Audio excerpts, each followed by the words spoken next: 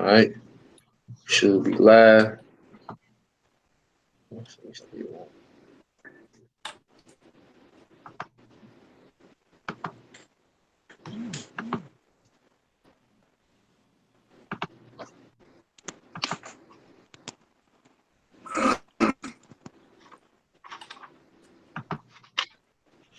All right.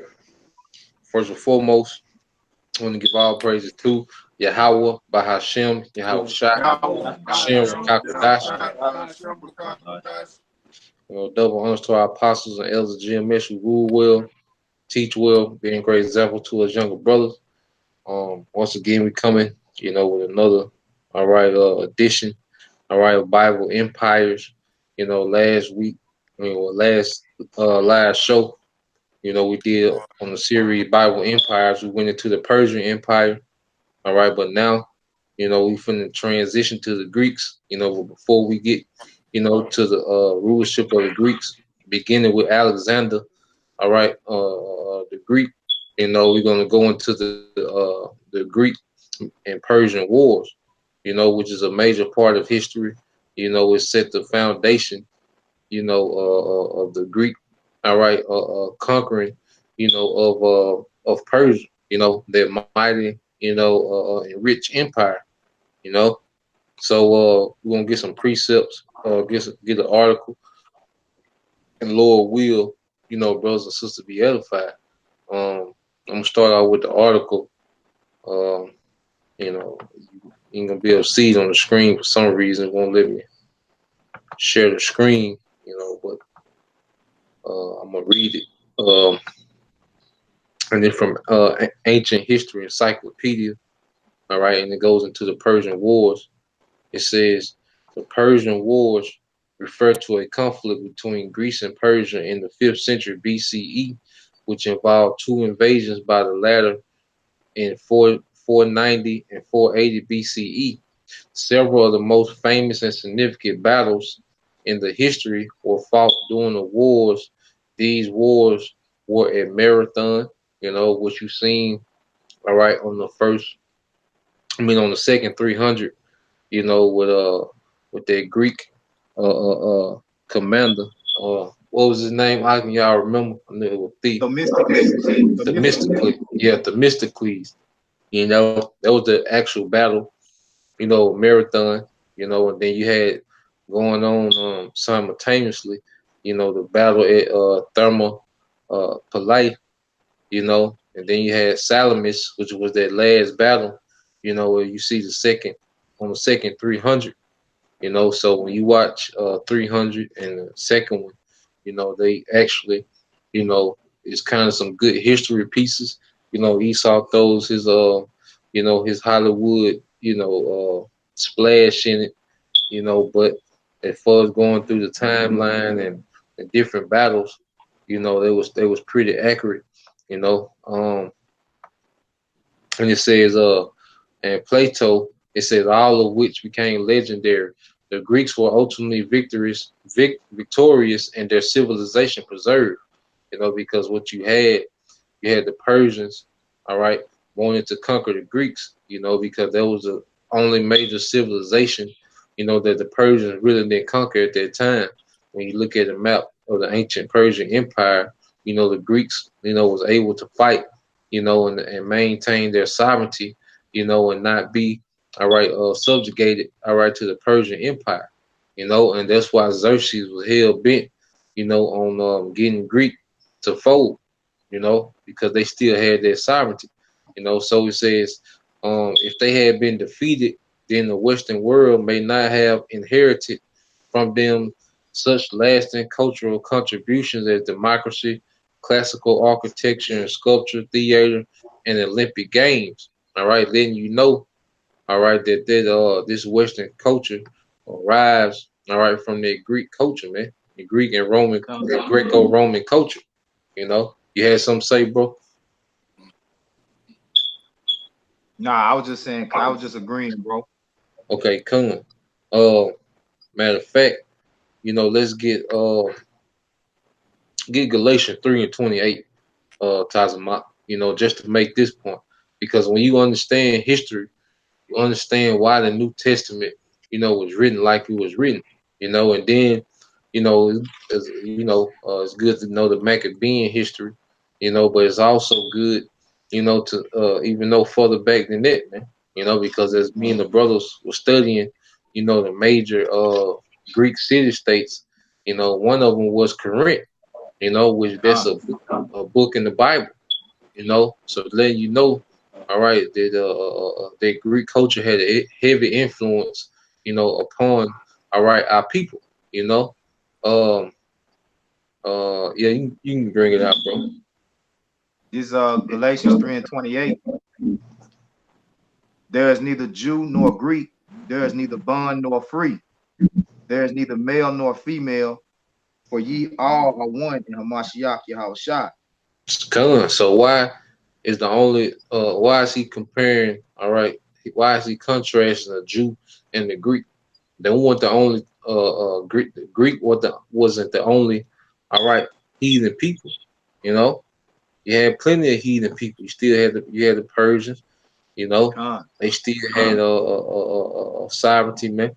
You know, you had Egyptians. Moab, Egyptians, Moab. You know, why is he saying there's no Jew nor Greek? Because of their heavy influence of this Greek culture, which even exists to today, man, which is called Westernization. As the article Con. just went into. Matter of fact, you had somebody had something.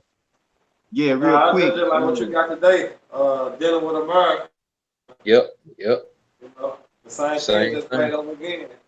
Yep. My matter of fact, I read it, to prove your point. What it says, if they had been defeated, then the Western world may not have inherited from them such lasting cultural contributions as democracy, classical architecture and sculpture, theater, and Olympic Games. And then also, because sports is big here. Hollywood, all right, which is theater, you know, architecture. When you see the architecture of these buildings and infrastructures, how he got these columns and pillars, you know. So it's the same influence. There's nothing new under the sun, you know. We just living under some modern Greeks and Romans, man. Under these Edomites, But you got to talk about. You had a scripture sometime about. You had went out a little bit. Can y'all hear me? Yeah. Uh, Did you oh have a yeah, I scripture? was just saying on that word Greek in Galatians 3:28, that Greek word is Hellenist, Helen. Mm-hmm. And when Yep. you go into that history of the Greek Empire, those Greeks had established that Hellenic League. And Yep. that's what they was going through all them different city states when they was conquering, they was Hellenizing everybody. Come. Uh. Get I got a preset about. All right, go ahead, bring it up. What the apostles break down, the apostles say Hellenistic Jews because they were Jews but keeping the Greek custom. Go ahead. I got it. Come. I thought you had somebody who had a precept that you y'all can know. Uh, yeah, that was me. It's real quick though. Go ahead. Uh, this first Maccabees, I'm gonna start 1 and 13. It said, then certain of the people were so forward hearing that they went to the kings who gave them license to do after the ordinance of the heathen. Whereupon they built a place of exercise in Jerusalem according to the customs of the heathens, and made themselves uncircumcised and forsook the holy covenant, and joined themselves to the heathen, and were sold to do mischief.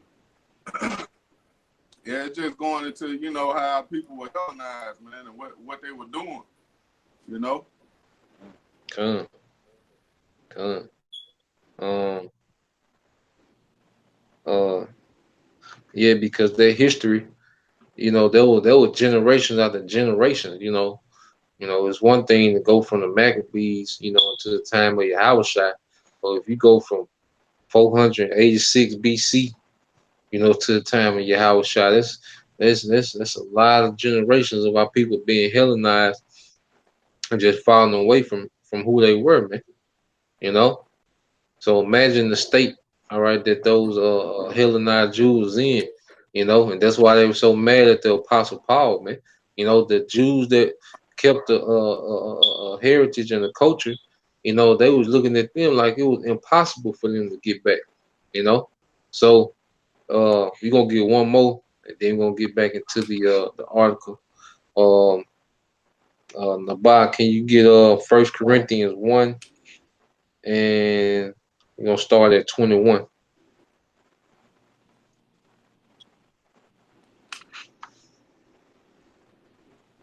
All right. 1 Corinthians 1:21.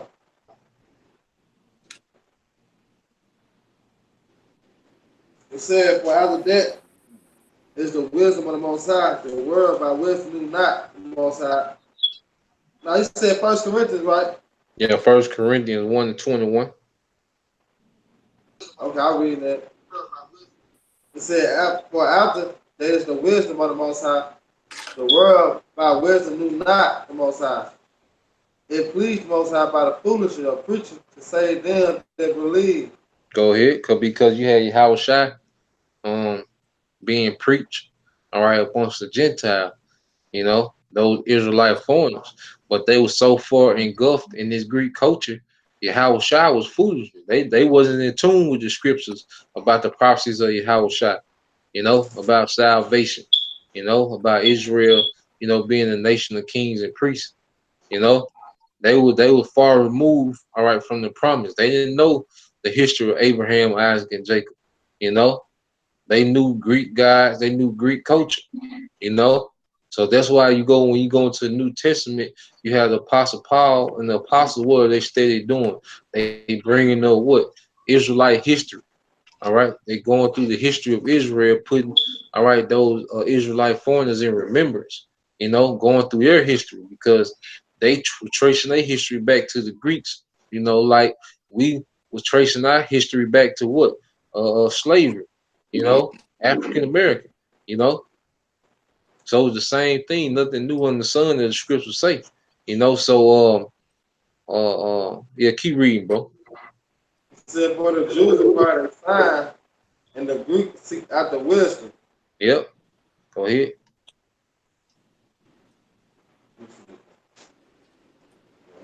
You keep reading, bro. Okay, come. And it said, all right, then it said, "But unto them which are called," Salaki, "but we preach Yahweh Shai crucified unto the Jews and the stumbling block, and unto the Greeks foolishness. All right, so But unto them, yeah, but keep. unto them that which are called, both Jews and Greek, Yahweh Shai the power of the Most High, the wisdom of the Most High." So, all right, the Apostle Paul is like, look to the Jews, Yahweh Shai is a stumbling block, because they was offended in Yahweh Shai, how he was, who he was hanging around, who he was dealing with, you know, how he wasn't orthodox, all right, like the Pharisees, man, you know, he came in the spirit of authority, he wasn't technical. So the Jews, all right, were offended, and then you had the Greeks, all right, they didn't believe it was foolishness, But to the Jews and the Greeks that believe, it was the power of the Most High. You see, so to understand why the New Testament is written like it's written, you got to understand history, like the Apostle Paul always go into, you know. So we're gonna get into some more of this article, and see how it line up with the with the prophecies, because everything, every major event, there's a lot of major events that were prophesied in the scripture, man. Different empires that were prophesied in the scripture. They don't mean that they were the only empires to ever exist, but the Lord, all right, the Bible is a highlight, all right, of different major events from the perspective, of Israel, man, through Yahweh Shai. All right, so going back in the article, it says, the origins of the wars. It said Persia under the rule of Darius, 522 through 486 BCE, was already expanding into mainland Europe and had subjugated Ionia, Thrace, and Macedonia by the beginning of the 5th century BCE, which these are what? Greek city states. Next in King Darius' sights was Athens and the rest of Greece. Just why Greece was coveted by Persia is unclear. Wealth and resources seem an unlikely motive. Other more plausible suggestions include the need to increase the prestige of the king at home or to quell once and for all a collection of potentially troublesome rebel states on the western border of the empire. The Ionian rebellion, the offering of earth and water in submission to the Persian subscribe. All right, and the satrap was like a governor, or a ruler, of a certain province. All right, that the Persians had set up, you know.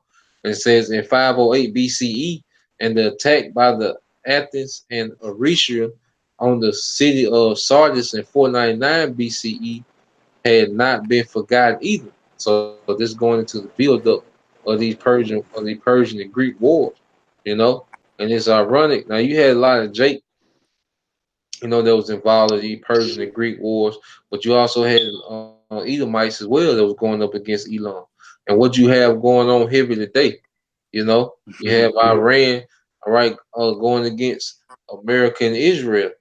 See those fake Jews over there, man, which are truly Edomites, no Amalek, you know. And when you go into the history of Macedonia, you understand that who came from Macedonia? Alexander the Greek, you know. And we just read how the Persians had subjugated, Macedonia, along with Thrace and Ionia, So the tension that we see over there, that's some ancient tension, man. You know, the Persians, those Iranians, they ain't forgot. All right, what Alexander did, man. That stuff go way back, and it still affect them to this day. See, they know what the business is, man. It's just Jake they don't know what the hell is going on, man. You know, uh, it said whatever the exact motives in 591 BCE, there is once again sent envoys to call for Greek submission to the Persian rule. The Greeks sent a nonsense reply by executing envoys, and Athens and Sparta promised to form an alliance for the defense of Greece. And that's when you seen on 300. All right, when King Leonidas, all right, Sparta kicked your boy into that pit, man. Those going into those envoys. So it said Darius' response to this diplomatic outrage was to launch a naval force of 600 ships and 25,000 men to attack the Cyclades of Euboea, leaving the Persians just one step away from the rest of Greece.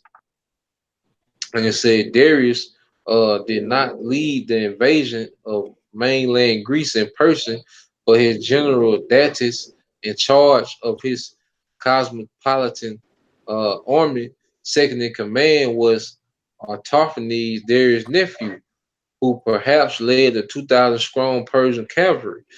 The total strength of the Persian army was perhaps 90,000 men. The Greeks were already the Greeks were led by either uh, militia was mil uh, yeah, milshades.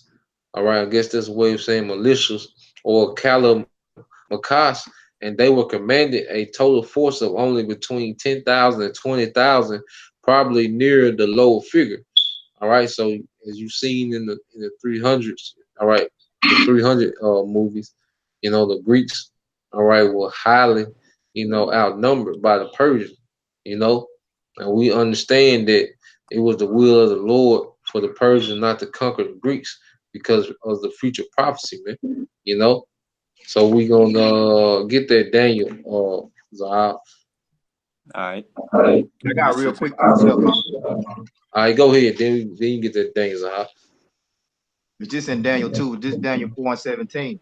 It says that this matter is by the decree of the watchers and the demand by the word of the holy ones, to the intent that the living may know that the Most High ruleth in the kingdom of man, and giveth it to whomsoever he will, and setteth up over it the basis of men.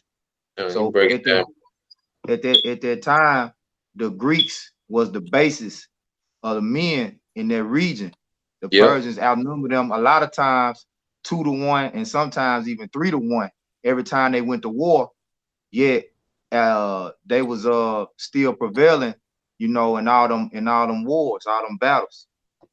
Yeah, the Persian was far more richer, than those Greeks. A lot of them Greek city states. You know, so at the end of the day, everything happened according to the will of Yahweh Shemal Shai. You know, Con, you got it. I was just gonna make a quick point about Yeah, we're comparing America to the Greece Empire. If you go into how America was set up, a lot of the wars they fought with the French and the other Edomite nations that had territory within America, they were outnumbered and out resourced too. yeah, yeah, yeah, yeah. America was an underdog. America got it out the mud.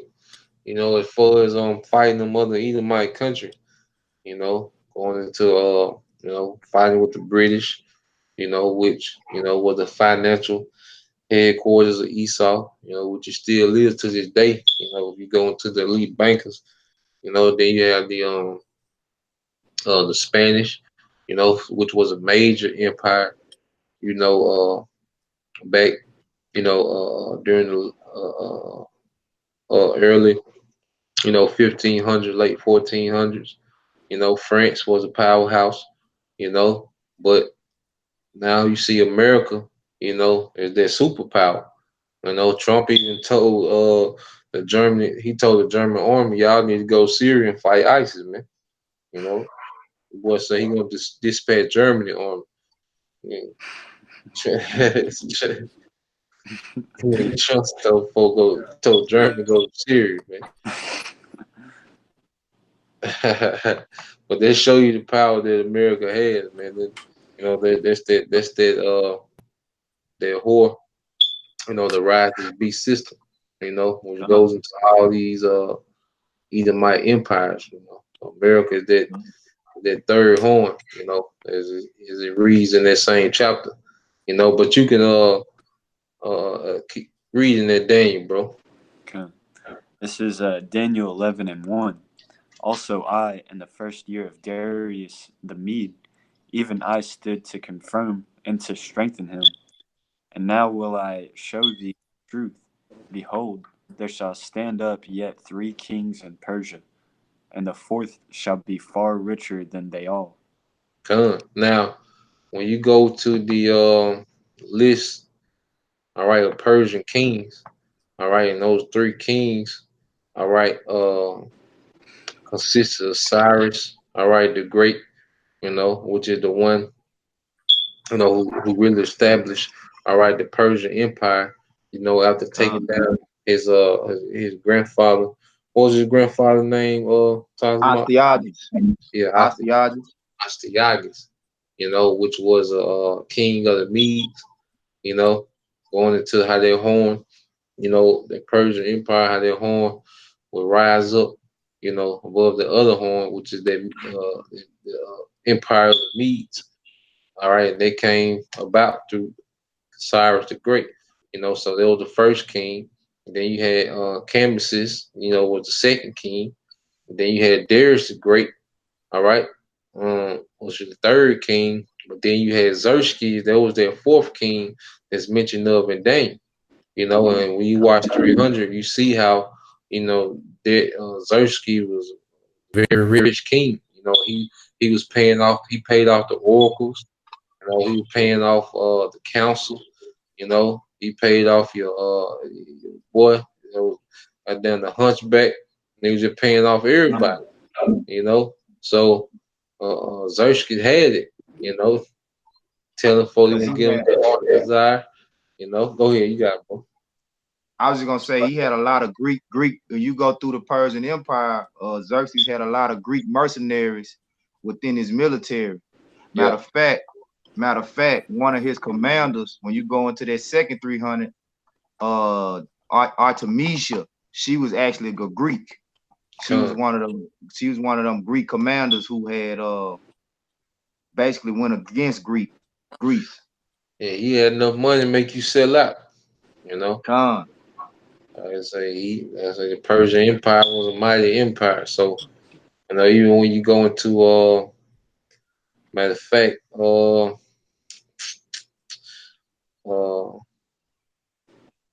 what the Tazma, get the the Bible, get the book of Esther. Esther started at chapter 1, bro. Chapter 1, verse 1.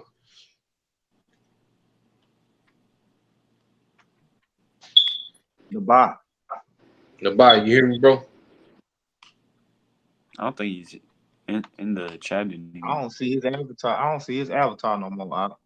Oh, con. His phone might have went dead. Okay, con. Tazma, get y'all can get Esther 1 and 1.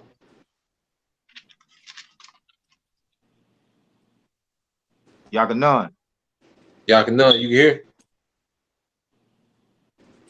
You said Esther I don't 1 think and 1? Khan.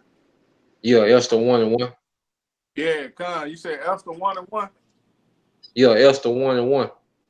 Can y'all hear me? Yeah, we can hear you, bro. You can hear me, Con. bro?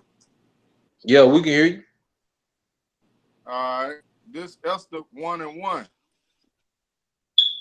All right. It says, now it came to pass. But messing up here.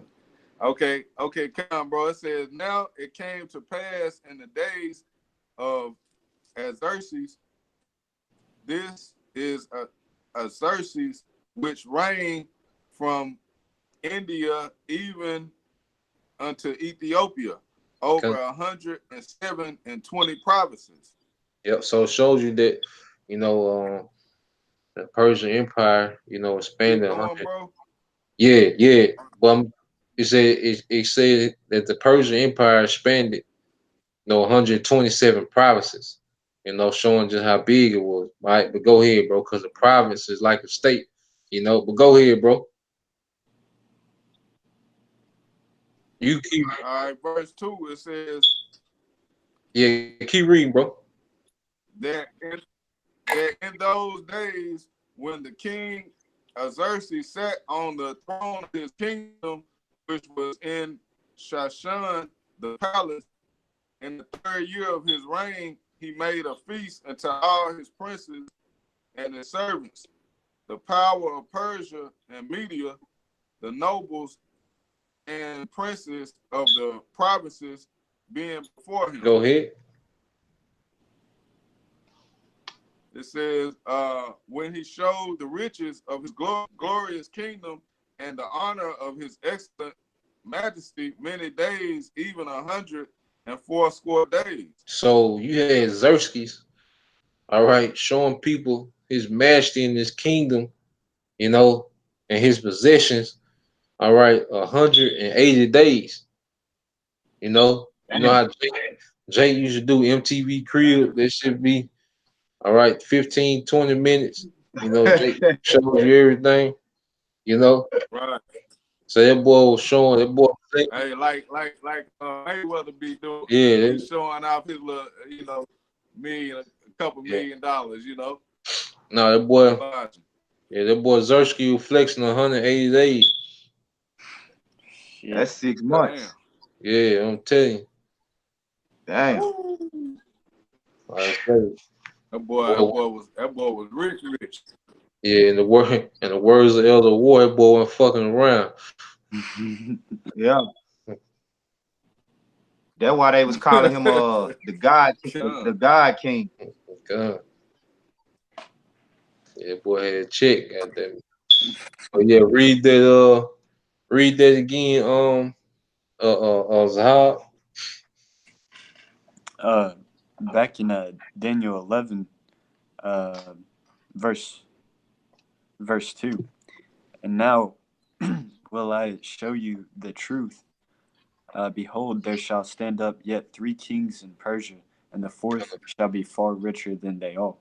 Come, it said far richer than they all. Going to Xerxes. All right, go ahead. And by his strength through his riches he shall stir up all against the realm of Grecia. And that's what happened. All right. During the time of these Greek and Persian wars, and that's all on them, bro. Cause we're gonna go into the rest of it. We go into the Greeks. All right. So I'm gonna get the war of Therma Palai, if I'm saying it right. But You say it's called Thermopylae. You talking about the 300 war? yeah, Thermopylae. Yeah, Thermopylae. Yeah, Thermopylae. What I was saying. Uh, what I gonna say. But yeah, this is going because you had Darius. He attempted to invade Greece and was unsuccessful. So you had his son, all right, his predecessor, all right, come after him. And he put a lot of resources, all right, into trying to conquer, all right, these Greek city states. So we're gonna read about the actual battle, that we seen on 300. It said, this is back in the article. It said within a decade, King Xerxes continued his predecessor Darius' vision, and in 480 BCE, he gathered a huge invasion force to attack Greece again. This time via the pass of say it again, bro. Thermopylae. Thermopylae, yeah, Thermopylae on the East Coast. In August 480 BCE, a small band of Greeks led by the Spartan king Leonidas held the pass for 3 days, but were killed to a man. So when you watch that movie, when they was in that what they call it, the gate of but they was in The there, high gate. yeah, the high gates. Because they'll really like the entry, into the rest of the Greek city states, But Leonidas and those small band of men, they held that massive Persian empire, for 3 days, you know, Come. and and you seen they was doing those things, while what's the other guy, the Persian? I mean, not the Persian, Themistocles. that the Themistocles, he was at war with the Persians, all right, on the sea, you know. Come. So all these things was going on. That's why in the second one they had to kind of go back and kind of play through, the battle of Thermopylae, you know. And it says Thermopylae on the east coast in August 480 BCE. A small band of Greeks led by the Spartan king Leonidas held the pass for 3 days, but were killed to a man. At the same time, the Greek fleet managed to hold off the Persians at the indecisive naval battle at Artemisium, going into the Themistocles, what he was doing during that time, so everything was running together, around this time period, said so you had Xerxes waging war on the sea and waging war on the land, going into their prophecy, where he said by his strength through his riches he should stir up all against the realm of Greece, because it's not cheap, to send 200,000 troops, to these long battles, send them on these long journeys, all right, to equip, 600, 800 ships, you know, all that traveling, their feeding, their clothing, the medicine, you know, all these different things, man, the weaponry, you know, those things get very expensive when you start talking about, especially 200,000, you know. So if it costs, let's say $5, all right, let's say $10, just on the low budget, $10 to feed, each man, you know, look how much money it is just on food, you know, and that's a day, So you talking about going months, you know, you talking about tapping into some serious resources, you know. So you see, you know, how adamant Xerxes was at trying to conquer the Greeks, you know, but he just wasn't able to do so, you know. Um,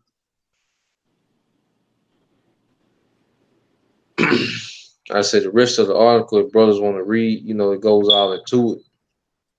You know, so it's an interesting article because it even goes into Corinth, you know, what you read passages out of the book of Corinth, you know, but it just goes into uh, how Xerxes was hell bent, you know, on trying to subjugate, you know,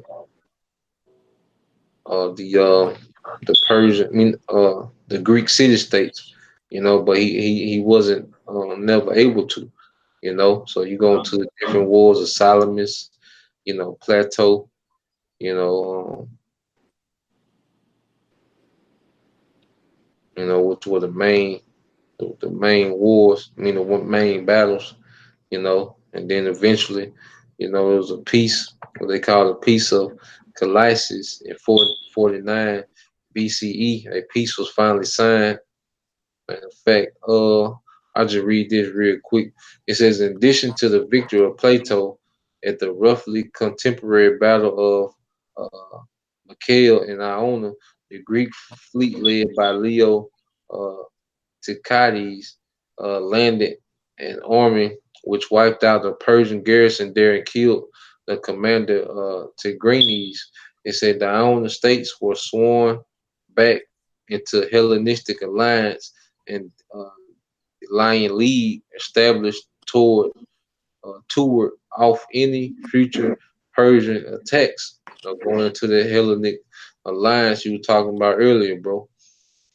And it says further the Ter- Tersanes controlling the Black Sea and Byzantium controlling the Bosphorus were both taken.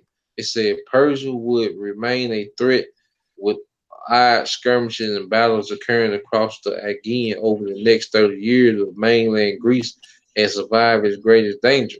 449 BCE, a peace was finally signed, sometimes referred to the Peace of Callias between the two opposing civilizations. You know, so you had that peace signed in 449 BCE, you know, which was roughly about 100 and 20 years before Alexander really came on the scene tough, started his run, so uh, that was it for the article. We can end it on that. Now you get that Daniel 7:5 unless brothers had some. Yeah, if not, if brothers didn't have none, go ahead and get that Daniel 7 and make sure it's 5. I want you to start. Hold on, bro. That's 5. Yeah. All right, come on with it, bro.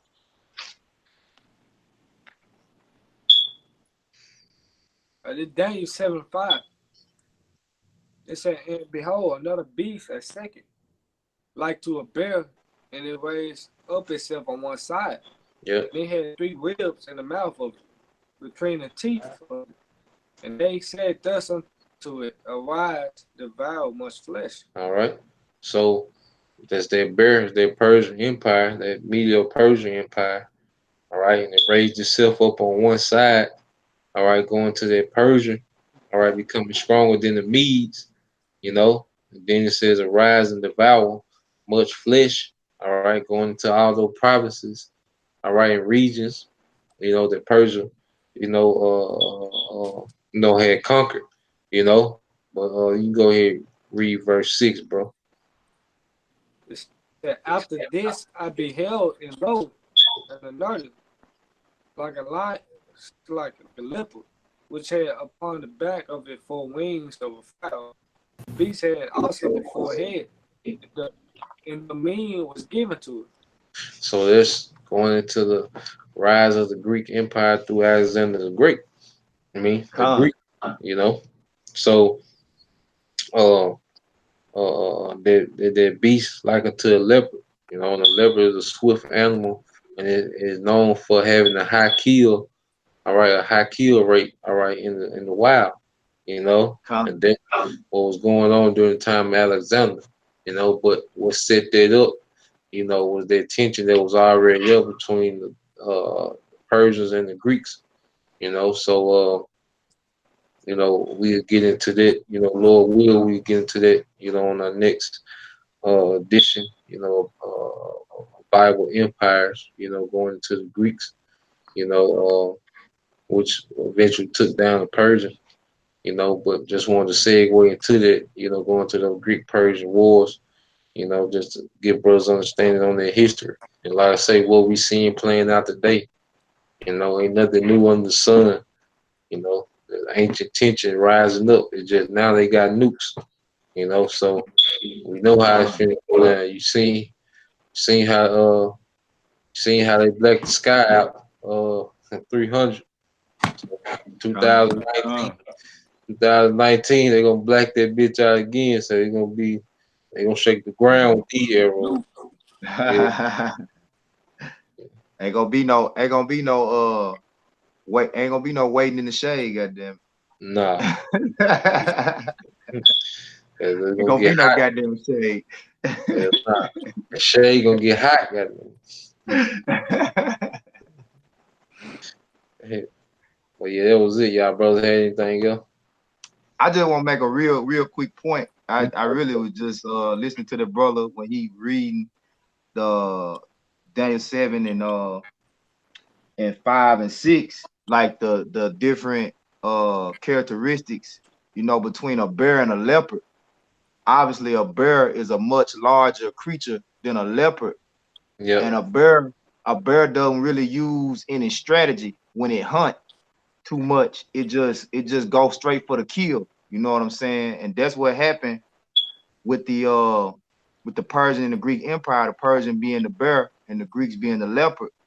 The leopard is a much wiser, strategic animal when it hunts its prey. Even though it's smaller, it can take out larger animals. kind of. Yep, and you seen that, especially in the second one, Con. on the Navy battle. When we came to that Navy, but you know, I say, Lord will, brothers and sisters, edified. Uh, Once again, give all praises to Yahweh, Yahweh, Bahashem, Ba'ashem, Yahweh Shai, Yahweh Shai, Yahweh, Ba'ashem, Hashem, Yakam Yahushua, Shadash. Hashem, for double Kadosh. honors to our apostles of LGMS. Uh, Shalom. Shalom.